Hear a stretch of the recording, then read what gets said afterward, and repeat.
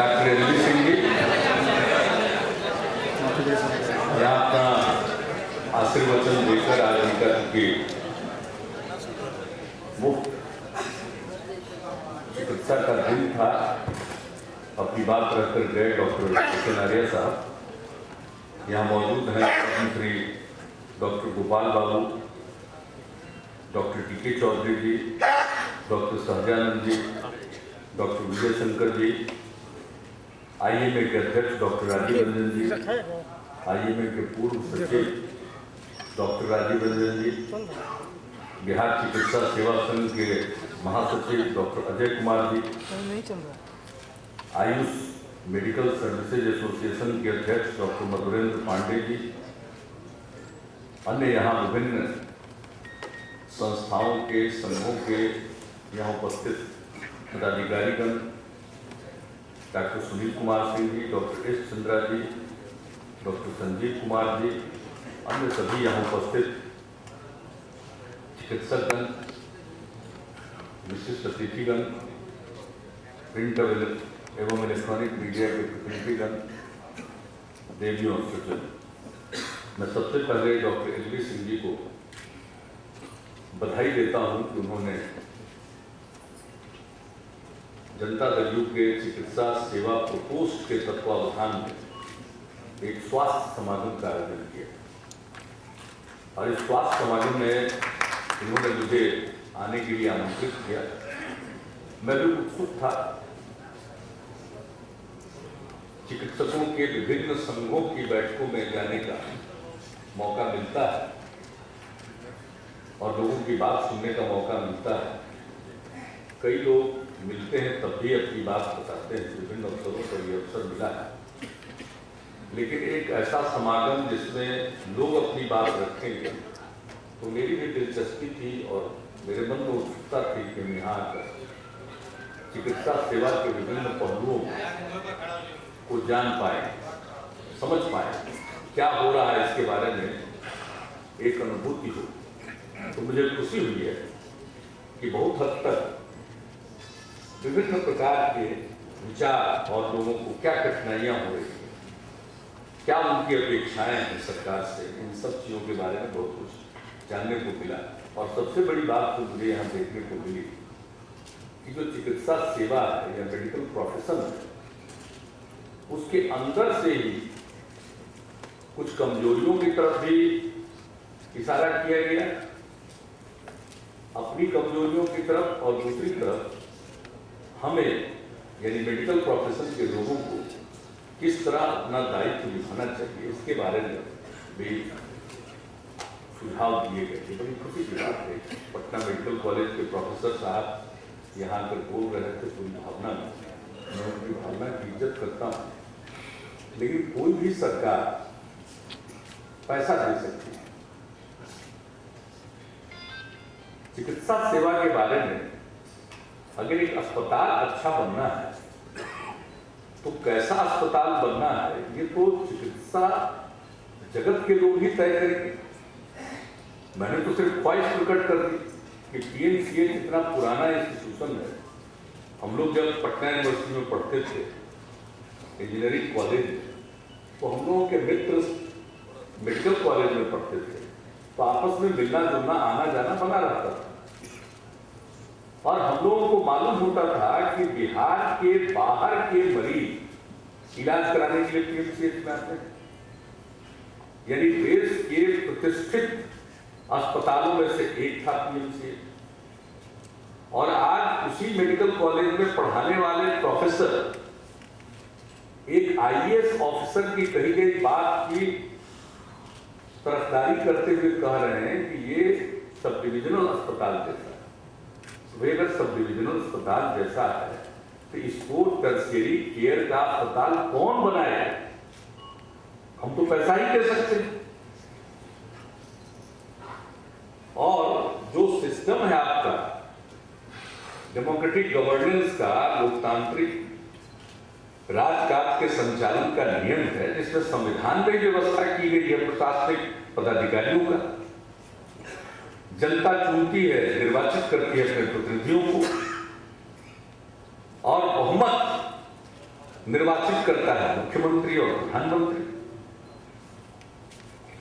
फिर मंत्रिमंडल होता है, नीतियां हम तय करते हैं, क्योंकि नीतियों के आधार पर हम जनता के बीच में जाते हैं, तो हम तो नीतियां तय कर सकते हैं। एग्जीक्यूशन के लिए या तो वो प्रशासनिक पदाधिकारी है या अलग अलग विशेषज्ञता में जो उसके माहिर लोग हैं उन्हीं को काम करना। यह तो संभव नहीं है कि पीएमसीएच में अगर आपको एक ऑपरेशन थिएटर नहीं मिल रहा है तो मैं नहीं समझता हूं कि कोई मुख्यमंत्री या स्वास्थ्य मंत्री आपको ऑपरेशन थिएटर वहां दिलवाएगा। ये तो पूरा का पूरा सिस्टम कितना लचर हो चुका है इसका परिचय मैं सोच भी नहीं सकता। जिस अस्पताल को मैं वर्ल्ड क्लास का अस्पताल बनाना चाहता हूं वहां की अंदरूनी हालत कितनी खराब है। लोग मिलते हैं, हमलों से जुड़े हुए लोग भी अस्पतालों में जाते हैं। आप बीती नहीं सुनाने आया, मैं आप बीती सुनाऊं तो आप लोग अपना सिर झुका लीजिए। इसलिए मैं उन चीजों में नहीं पढ़ता हूं। मैं जानता हूं समाज में हजार कमजोरियां और बहुत कमियां, उसके बीच में हमें बेहतरी का रास्ता तलाशना है और उस पर चलकर तरक्की। अगर हम रोते रह जाते तो हम जब आए थे, मैं प्रोफेसर डॉक्टर अशोक जी के लिए मैं ये कहता हूं कि जिस दिन हमारा शपथ ग्रहण हुआ उसके बाद मुख्यमंत्री सचिवालय में पुराना रेमिंगटन टाइप मशीन था और 2 साल के अंदर ई गवर्नेंस में बिहार सरकार को केंद्र सरकार ने पुरस्कृत किया। काम करना पड़ता है। अगर हम गए थे जैसा हमको मिला था उसी का रोना रोते रहते तो अगले 5 साल के बाद फिर हम भी चले जाते। लेकिन सेवा करनी होती है तो आदमी को यहां से शुरू करना पड़ता। हाँ, मुझे मालूम है यहां का इंतजाम ठीक नहीं है, हमें ठीक करना है। जितनी दूर तक हम कर सके करने की कोशिश करें। और ये जब तक आपके मन में जज्बा पैदा नहीं होगा, भावना नहीं है। कुर्जी अस्पताल से बोली, बहुत अच्छा लगा कि एक ही महिला आपकी बोली, अकेले वही बोली, बाकी सब पुरुष आपके बोलते रहे। तो उन्होंने कहा कि भाई ये सेवा है तो सेवा भाव से सब करिए। हम लोग तो करते रहते हैं, तो सुनते रहते हैं। मैं आपको आमंत्रित करता हूं कि रोज सोमवार को जब हम मिलते हैं लोगों से तो मेरे बगल में कुर्सी लेकर के बैठते। हमको लगता है कि आधा आपका गुस्सा ठंडा हो जाए। हम लोग तो रोज सुनते हैं, रोज झेलते हैं। मुझसे ज्यादा कोई सिस्टम की कमी को नहीं जानता। लेकिन सवाल ये नहीं है कि उस कमियों से हम ऊब जाएं, उन कमियों से और भाग जाएं। उसके लिए जूझना पड़ता है और अपने जिम्मे जो काम है उसको करना पड़ता है। ये सबको करना पड़ेगा, नसीहत की बात नहीं।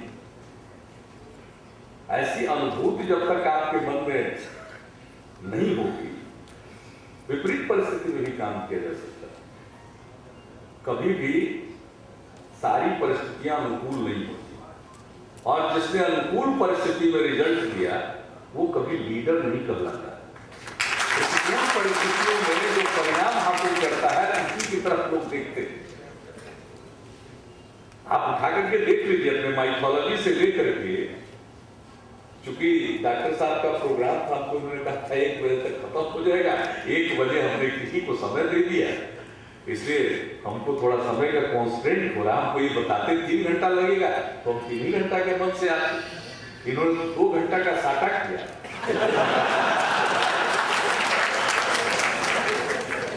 तो और ऐसा नहीं कि फिर बात में कहते कि मुख्यमंत्री जी को समय दे रहे। मुख्यमंत्री जी तो पूरा 2 घंटा आपको दी, आपने पहले कहा दिया होता 3 घंटा लगेगा तो 3 ही घंटा का पर्ची काट करके आते। यहाँ तो अपना कुछ है नहीं, जो है तो लोगों का है। तो मुझे बड़ी खुशी हुई। और उस बच्चे का जिसके बारे में कहा, भगवान के लिए अगर उसकी स्थिति गंभीर भी हो तो यह मत करिए कि बच जाए, ये मत करिए। डॉक्टर को कभी नहीं कहना चाहिए कि ये मर गए। जो डॉक्टर आलिया ने कहा कि उसके अभिभावक को बताना चाहिए कि पेशेंट बहुत ही क्रिटिकल है, गंभीर है, हम पूरी कोशिश कर रहे हैं, लेकिन क्रिटिकल है, मन से तैयार रहिए, कुछ भी हो सकता है, इस रूप में बोलना चाहिए। इसमें भी मेरा कुछ तजुर्बा, डॉक्टर हमको रोज कहते थे, लेकिन हम कहते थे कि आप अपना काम करिए, बाकी जो होना होगा वो होगा। तो ये कहना चाहिए, डॉक्टर को कभी नहीं कह देना चाहिए किसी मरीज के बारे में, पूरी कोशिश कीजिए अपनी, जो उसको सहायता, आपने जिसका अशोक जी उल्लेख किया, उसको जितनी सहायता हो सकती है जरूर करा देंगे। लेकिन ऑपरेशन तो भाई सुपरिंटेंडेंट भी आ चुके हैं डॉक्टर, ऐसा तो है नहीं कोई प्रशासनिक पदाधिकारी का आदमी सुपरिंटेंडेंट बन के बैठा हुआ या डिप्टी सुपरिंटेंडेंट या डिफरेंट डिपार्टमेंट के हेड आ चुके हैं, तो आप ही लोगों को करना पड़ेगा। हमारी तो अपेक्षा है कि आप डॉक्टर लोग मिल करके बढ़िया से संचालित करिए। और मुझे सभी कमजोरियों के बावजूद हमने देखा है कि स्वास्थ्य सेवाओं में सुधार है, मुझे वो घटना भूलती नहीं है।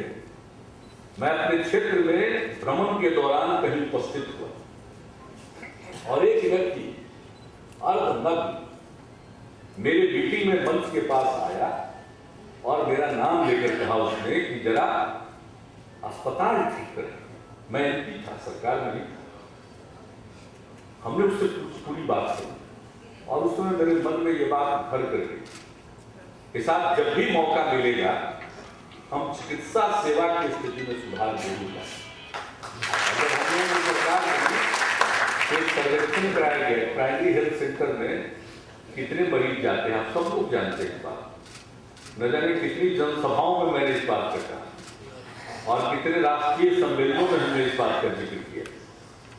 एक महीने में 2006 के जनवरी फरवरी में सर्वे कराया गया और संयोग से उस समय जो स्वास्थ्य विभाग के प्रधान सचिव दीपक जी थे, फिर हमने इनको लाया और कहा कि आप स्वास्थ्य विभाग का काम करिए, आगे बढ़ाइए। सर्वेक्षण हुआ, 39 मरीज एक महीने में आते थे। इसका मतलब है कि प्रतिदिन एक गाहे बेगाहे किसी दिन 2 मरीज आ जाते हैं। ये पीएचसी में प्राइमरी हेल्थ सेंटर जो 3-4 लाख की आबादी पर है, उसकी ये स्थिति, लोगों का भरोसा नहीं था, वहां होता नहीं था, डॉक्टर नहीं मिलते थे, अगर मिल भी गए तो दवा नहीं, तो ये हालत थी। और उस पर हम लोगों ने 2 कदम उठाया।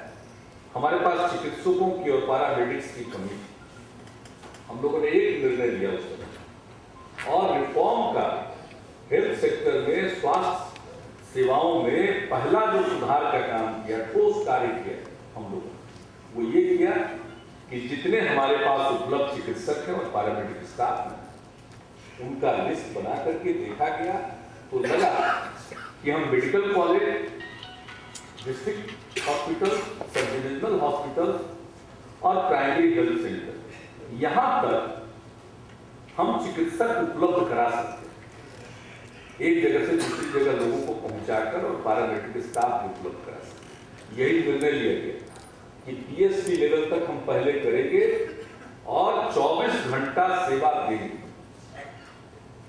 और उस पर काम शुरू हुआ। दूसरा निर्णय हम लोगों ने लिया कि हम मुफ्त दवा देंगे, जो ज्यादा जरूरी दवाएं हैं वहां शुरुआती और जेनरिक मेडिसिन देंगे। बिहार पहला राज्य है जिसने मुफ्त दवाएं देना शुरू किया। और उसका क्या परिणाम निकला? जब अक्टूबर में 2006 में फिर एक सर्वेक्षण हुआ तो उस सर्वेक्षण के परिणाम क्या, तुमको तो बड़ा भयंकर बीमारी हो गया है, तो कहेगा कोई उपाय करिए डॉक्टर साहब, हम ठीक करें। अगला दिन से उसको सुधार हो जाएगा तो समझेगा कि भाई डॉक्टर साहब ने तो चमत्कार किया। इसलिए सबको सोचना पड़ेगा, सुधार आया है, इसको जारी रखना पड़ेगा। और अब हमने कहा है स्वास्थ्य विभाग कि भाई पहले स्तर का जो काम हमने शुरू किया, बात उससे बहुत आगे नहीं बढ़ी, हमने एक एक चीज तय कर दिया कि क्या क्या करना, उसी पर होता रहा, कुछ चीजें बिछड़ भी गई। अब दूसरे स्तर का रिफॉर्म करना है, नए काम करने हैं, और उसकी भी कार्य योजना बन रही है, ताकि पहले चरण में जो किया गया वो बिल्कुल जारी रहे और स्टेबलाइज करे, और दूसरे चरण के जो काम है उसको आगे। इसी दूसरे चरण के काम में कल्पना है कि भाई हमारा पीएमसीएच क्यों रुक जाए। देखिए, हम बेचैन रहते हैं, हम कितना भी हॉस्पिटल बना दें, लोगों के मन में पीएमसीएच बैठा हुआ साइकी में। तो हम यहाँ पर एम्स भी लाने के लिए हम लोगों ने पीछे पड़ के कोशिश की, जमीन को दे दिया था पहले, सब सॉरी जमीन तो हम लोगों की सरकार बनी है 2005 के नवंबर में, और मार्च 2006 में हम लोगों ने जमीन इनको उपलब्ध करा दिया था एम्स को। काम हम करते से चल रहा, उसके पीछे पढ़ते पढ़ते अब चलिए एम्स शुरू हो रहा है, IGIMS की स्थिति, वहां भी मेडिकल कॉलेज हो गए, सब आप कर रहे हैं, लेकिन पीएमसीएच लोग जाते ही हैं। इससे अच्छा है कि पीएमसीएच को भी उस स्तर का बनाया जाए, और धीरे धीरे अन्य अस्पतालों को भी बनाया जाए। बहुत लोगों को लगेगा कि खाली पीएमसीएच क्यों, यहाँ तो आदत है ना, अगर एक चीज ठीक करने लगे तो दूसरा उसकी सराहना करने से कम कहेगा, क्यों खाली पटना, क्यों नहीं फला जगह का ठीक हो रहा है, भैया सब ठीक होगा। ऐसा तो है नहीं कि आसमान से कहीं से धन की वर्षा हो रही है और एक साथ आपने सब चीजों को ठीक किया, एक एक करके चलना पड़ता है, और धैर्य सबसे बड़ी चीज। तो हम लोग तो चाहते हैं कि दूसरे स्तर का भी सुधार हो और सब लोगों का सहयोग मिले। अब जितने मेडिकल कॉलेज खुल रहे हैं, साथ में नर्सिंग कॉलेज, नर्सिंग स्कूल, सब चीजों पर ध्यान देना। हमारे जनता के दरबार में जो दूसरा सोमवार को स्वास्थ्य और शिक्षा और कल्याण से संबंधित मामले आते हैं, तो सब आते हैं बच्चे, लड़कियां आती हैं, सब लोग जो पढ़ रहे हैं, कभी कोई आता है स्कॉलरशिप के लिए, कभी आता है साहब हम लोगों की वैकेंसी नहीं निकल रही है, ओटी असिस्टेंट, तो कभी कोई, सब लोग आते रहते हैं। इसलिए उस तरह से समस्या को सुनते रहते हैं और कोशिश करते रहते हैं। लेकिन आज एक बहुत ही सम्यक रूप में, थोड़े ही शब्दों में, लेकिन सब लोगों ने अपनी बात कही। सिर्फ डॉक्टर राजीव रंजन जी को छोड़ करके वो भटक गए कहीं और, उसका ये मकसद नहीं है। इसका आज सिर्फ और सिर्फ एक ही मकसद है कि बिहार के स्वास्थ्य सेवाओं में और बेहतरी कैसे लाई जाए, इसकी जितनी समस्याएं हैं उसको धीरे धीरे हम लोग हल करें। अब अगले चरण में हम लोगों के मन में विचार है कि हर जिला अस्पताल में ICU हो, हर जिले में CT स्कैन हो जाए, कम से कम डिविजनल मुख्यालय में MRI हो जाए। यानी इस तरह से धीरे धीरे इसका स्वरूप फैलाना होगा। आज आप ट्रांसप्लांटेशन की बात कर रहे थे, तो ये जो सुपर स्पेशलिटी है उसका इंतजाम होना चाहिए, और धीरे धीरे प्रत्येक मेडिकल कॉलेज में इन सब चीजों की सुपर स्पेशलिटी होनी चाहिए। तो प्राथमिक स्वास्थ्य केंद्र से लेकर मेडिकल कॉलेज अस्पताल तक उसको ठीक करना है, आयुर्वेदिक कॉलेज को ठीक करना है, यूनानी को ठीक करना, होम्योपैथ इंस्टीट्यूशंस को ठीक करना है, और सबके जो चिकित्सक निकलते हैं या दूसरे पैरामेडिक हैं, सबके सहयोग से जन जन तक पहुंचाना है। प्रिवेंटिव केयर का भी अपना महत्व है। अगर पीने का पानी स्वच्छ हो और खुले में शौच न करें तो 90% बीमारी न हो, तो हमारे लिए उतना ही महत्वपूर्ण वह भी है। इसके बाद अभी डॉक्टर गोपाल बाबू ने जो बढ़ती आबादी की चर्चा कर दी, आप लोग डॉक्टर लोग एक अंश कर सकते हैं, पूरे तौर पर नहीं कर सकते हैं। अकेले मेडिकल ये डॉक्टर्स और चिकित्सक ये बढ़ती आबादी को नहीं रोक सकते। हमने इसलिए मिशन मानव विकास की स्थापना की। भाई हमारा मिनिमम स्वास्थ्य का क्या होगा, बेसिक लाइन हमने गोल निर्धारित किया। मिलेनियम डेवलपमेंट गोल से भी आगे बढ़ करके हमने अपने लिए राज्य में एक एक गोल निर्धारित किया। शिक्षा के लिए क्या होगा, स्वास्थ्य के क्या मानक, पोषण का क्या होगा, स्वच्छता का क्या होगा, कौशल का क्या होगा, स्किल का, एक एक चीज के लिए मानव विकास के हर पहलू को ध्यान में रखते हुए हमने मिशन मानव विकास का गठन किया है, और वो कैबिनेट की समिति है, मेरी अध्यक्षता में, और हमने हर क्षेत्र के लिए मॉनिटरेबल पॉइंट निर्धारित किए हैं। भाई टीकाकरण, इसका इस लक्ष्य को प्राप्त करना, जो प्रजनन दर आप उसकी बात करें तो उस पर आना चाहते हैं। प्रजनन दर तो हमने देखा, अध्ययन किया तो ये पाया कि साथ बिहार का तो प्रजनन दर 3.7 है। तो स्वाभाविक है कि 10 साल के अंदर 25% आबादी हमारी बढ़ जाती है। लेकिन हमने यह भी देखा कि अगर लड़की मैट्रिक पास है तो हमारे बिहार में भी प्रजनन दर मैट्रिक पास लड़कियों के मामले में जो कपुल होते हैं उनका प्रजनन दर 2 और देश में भी 2। मतलब एक फैक्टर, अगर लड़की मैट्रिक पास है तो फिर जो राष्ट्रीय औसत है प्रजनन दर का, वही प्रजनन दर का औसत बिहार की लड़की अगर वो मैट्रिक पास हो। लेकिन अगर वो +2 हो, 12वीं कक्षा पढ़ी हुई हो, तो देश भर का है 1.7 जबकि बिहार का है 1.6। यानी एजुकेशन सबसे बड़ी चीज अगर हम उनको पढ़ा दें। फिर ये सेक्स रेशियो कहां जाएगा समाज? 917 1000 पुरुष और 917 महिलाएं, ये कितने दिनों तक चलेगा? कुछ राज्य कुछ जिलों में तो स्थिति बड़ी विकट है, 700 750। ये सेक्स रेशियो जो इस तरह से असंतुलित है, ये भी कैसे हो? क्या कारण? लड़का पैदा होता है तो खुशी, बेटी पैदा होती है तो और फिर कई जगह पर ये जो भ्रूण हत्या हो रही है कानून रहने के बावजूद, कौन देखेगा? लेकिन अगर लड़की पढ़ लेगी तो लड़कियों की भ्रूण हत्या के लिए तैयार नहीं। बाल विवाह, डेस्मंड टुडू नोबेल लॉरेट आए, आपको मालूम है साउथ अफ्रीका के राष्ट्रपिता नेल्सन मंडेला साहब ने दुनिया में एल्डर्स नाम का समूह गठित किया और कुछ सामाजिक कुरीतियों के खिलाफ अभियान चला रहा है हमसे मिलने के लिए, एल्डर्स के लिए। आज से 2 साल पहले हमने उनसे चर्चा की बाल विवाह के खिलाफ। अब अगर लड़कियां पढ़ जाएगी तो कम उम्र में शादी के लिए तैयार है, तो प्रजनन दर का सवाल हो, सेक्स रेशियो हो या चाइल्ड मैरिज, सब चीजों की एक दवा है लड़कियों को पढ़ाना। इसलिए हमने तय किया कि प्रत्येक ग्राम पंचायत में सरकार +2 स्तर तक का हाई स्कूल खोले। हम तो एक चीज पर कोशिश कर रहे हैं और इसी साल 1000 हायर सेकेंडरी स्कूल बनाए, एक साल 4500 हायर सेकेंडरी स्कूल बना रहे हैं, एक चीज को बढ़। तो अकेले सिर्फ आप उस लक्ष्य को नहीं हासिल करवा सकते। ये जो शिक्षा है वो उस लक्ष्य, हाँ, लेकिन साथ साथ ये चले, चाहे वो सूचना डिलीवरी हो या दूसरे स्वास्थ्य के उपाय हो, टीकाकरण, पोलियो।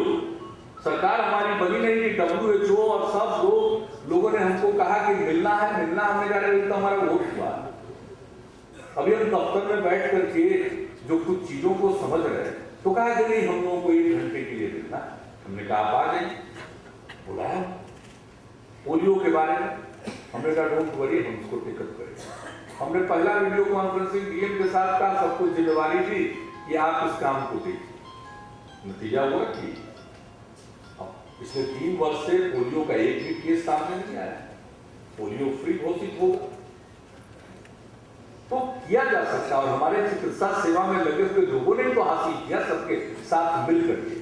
तो अगर तय करते हैं, आप संकल्प लेते हैं, जरूर उसको हासिल करते हैं और मुझे खुशी, इससे हमारी तरफ से पूरा सहयोग होगा। और आप लोगों की मांग है, अभी डॉक्टर लोगों को इन दिनों बहुत परेशानी है, देख रहे हैं सब लोग यही कहते हैं कि भाई हमारा प्रोटेक्शन कीजिए, कानून बना दिया, इसके बाद भी तो डॉक्टर तो रात का तो कहानी हॉस्पिटल का सबको मालूम है, जब पेशेंट लेकर के आता है तो डॉक्टर भगवान बनता है, सुबह होते होते वो इंसान बन जाता है। और 10 बजे दिन तक जब कोई उनका परिजन जो रात में नहीं आ सका, सुबह में जब वो हाजिर होता है तो उस समय डॉक्टर को शैतान गरज रहता है तो डॉक्टर भगवान। जब उसकी हालत सुधरने लगी तो आदमी की जैसा डॉक्टर हो गया। और अगले दिन उसके बाद तो कुछ घंटों के बाद, यानी चूंकि देर से आते हैं तो उनको लगता है कि हम तो कुछ किए नहीं, रो लगा क्योंकि साला उनका मरीज रात में था, डॉक्टर किस तरह से उसको बचाया। तो क्या कीजिएगा, मनुष्य का स्वभाव है, जब खतरा में रहते हैं तो हनुमान चालीसा बहुत लोग पढ़ते हैं। फेल करने का डर रहता है तो हनुमान जी के मंदिर में जाके लड्डू चढ़ाते हैं, आप पास कर जाते तो कुछ लगे। ये सब तो आदमी का स्वभाव है क्या, लेकिन इसी समाज में जीना है। जो आर्या साहब ने बात की वो ठीक करी, ये बात करना चाहिए। मरीज सीरियस, उसके मरीज को समझा भाई तुम्हारा मरीज हो, हम लोग कोशिश करें, लेकिन कुछ भी हो सकता, तैयार रहिए, हम लोग पूरी कोशिश करें। लेकिन जहां तक आपकी सुरक्षा की बात है, प्रतिबद्ध है। आप लोगों ने कुछ प्रश्न उठाया है तो हम उसको एग्जामिन करेंगे कि जो कानून बना हुआ उसमें अगर कोई संशोधन करने से आप लोगों को संतोष होगा तो हम उसको जरूर देखेंगे। और प्रधान सचिव स्वास्थ्य विभाग को हम कहेंगे कि आप लोगों के साथ बैठ जाएं, फिर हम लॉ डिपार्टमेंट के साथ बैठ करके इसको हम देख लेंगे और इसमें जो भी जरूरी कदम होगा जरूर हम करेंगे। हमारी इच्छा तो यही है कि आप सुरक्षित रहिए। पहले कितना सुरक्षित थे आप भी जानते हैं। सबसे बड़े टारगेट तो आप ही लोग थे, और कम से कम उसके टारगेट नहीं ना।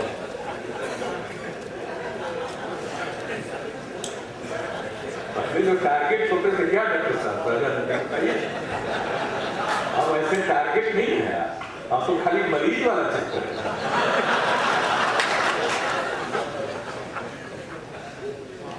लेकिन हम उसको जरूर देखेंगे, आपका इंतजाम ठीक से हो, अस्पताल वगैरह में भी ठीक हो। और कुछ आपकी बात होती है जब यहाँ पर आ ही गए हैं तो आपको बराबर आप लोग तो निकल जाते रहे कह करके कि हम लोगों की समस्या से वाकिफ है।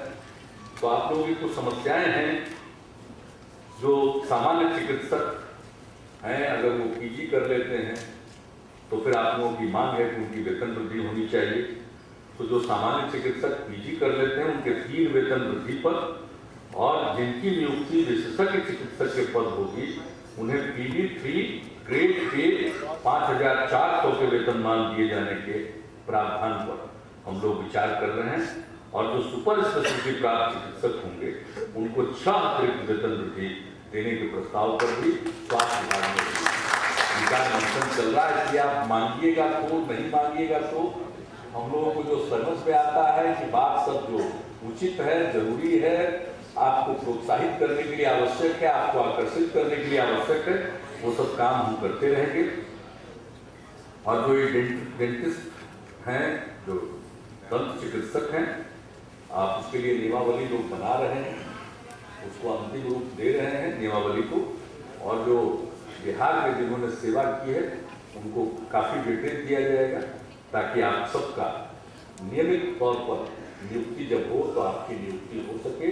तो इसके लिए भी हम लोग कोशिश कर रहे हैं। तो हमने कोशिश करी कि सब आपकी इस प्रकार की मांगे जो सेवाओं से संबंधित हो, सुरक्षा से संबंधित हो, इन सब चीज़ों पर हम संवेदनशील रहेंगे। और हमारी एक ही अपेक्षा है कि स्वास्थ्य क्षेत्र में सुधार है, और अभी बहुत सुधार है, बहुत सुधार है। क्योंकि बिहार में जो हमारी पूंजी है वो हमारे लोग, वो पढ़ जाए और स्वस्थ रहे, फिर बिहार को आगे बढ़ने से दुनिया की कोई ताकत नहीं।